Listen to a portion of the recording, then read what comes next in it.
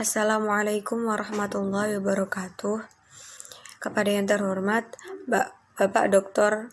Harikaryono selaku dosen pengampu mata kuliah Manajemen Pendidikan. Kami dari kelompok 15 akan mempresentasikan hasil diskusi kami. Sebelumnya, ini adalah nama kelompok kami. Yang pertama Kurotuni Amilah dan yang kedua Yulianti Puspita Dewi. Di sini kami akan mempresentasikan tentang manajemen sumber daya manusia di sekolah dasar. Pengertian sumber daya manusia di sekolah. Manajemen sumber daya manusia adalah penarikan, seleksi, pengembangan, pemeliharaan, dan penggunaan sumber daya manusia untuk mencapai tujuan-tujuan individu maupun organisasi. Manajemen tenaga kependidikan menurut Mulyasa mencakup perencanaan pegawai, pengadaan pegawai, pembinaan dan pengembangan pegawai, promosi dan mutasi, pemberhentian pegawai, kompensasi, dan penilaian pegawai. Selanjutnya adalah pentingnya sumber daya manusia di sekolah dasar. Manajemen kepegawaian dan sumber daya manusia sangat penting bagi madrasah dalam mengelola, mengatur, dan memanfaatkan karyawan dan tenaga pendidik sehingga dapat berfungsi secara produktif untuk tercapainya sebuah madrasah yang bermutu.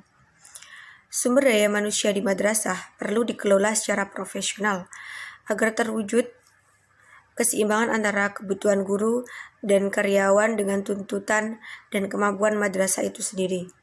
Keseimbangan tersebut merupakan hal utama dari sebuah madrasah agar dapat berkembang secara produktif dan wajar. Perkembangan sebuah madrasah sangatlah tergantung pada kemampuan dan produktivitas tenaga pendidik yang berada di madrasah tersebut, yang acuannya ada pada salah satu standar yang ada pada SNP, yaitu Standar Pendidik dan Tenaga Kependidikan. Dengan pengelolaan manajemen sumber daya manusia yang profesional, maka diharapkan karyawan dan tenaga pendidik dapat bekerja dengan baik, yang pada akhirnya dapat berprestasi dengan baik pula, sehingga tercipta sebuah lembaga pendidikan yang bermutu. Selanjutnya, saya akan menjelaskan tentang elemen kritikal utama dari manajemen sumber daya manusia.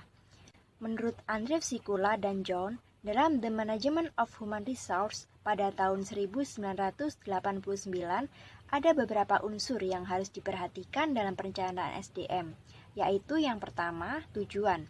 Bahwa setiap organisasi mempunyai tujuan dan sasaran bagaimana mereka beroperasi. Yang kedua, perencanaan organisasi. Perencanaan ditujukan untuk membantu pencapaian tujuan organisasi. Yang ketiga, audit sumber daya manusia. Audit juga merupakan pemeriksaan kualitas secara menyeluruh kegiatan-kegiatan personalia dalam suatu departemen, divisi, atau organisasi. Yang keempat, peramalan sumber daya manusia. Peramalan sumber daya manusia pada sisi permintaan berupaya untuk memperkirakan kebutuhan tenaga kerja organisasi di masa mendatang.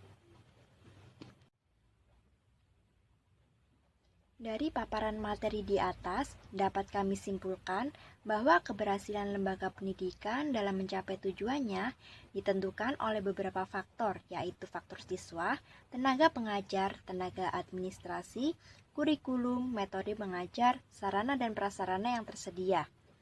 Mutu bagi setiap institusi merupakan agenda utama dan meningkatkan mutu merupakan tugas yang paling penting. Mutu tidak akan mungkin tercipta jika komponen dasar yang dinamakan manusia mengalami error syndrome. Oleh karena itu, juga menjadi tuntutan bahwa sumber daya manusia sangat penting untuk dikembangkan. Dengan adanya pendidikan yang bermutu, sudah pasti akan menghasilkan sumber daya manusia yang bermutu dan berkualitas. Sekian presentasi dari kelompok kami. Mohon maaf apabila ada kesalahan dan kekurangan dalam penyampaian materi. Kepada teman-teman yang ingin bertanya atau memberikan pendapat mengenai materi di atas, dipersilahkan. Terima kasih. Wassalamualaikum warahmatullahi wabarakatuh.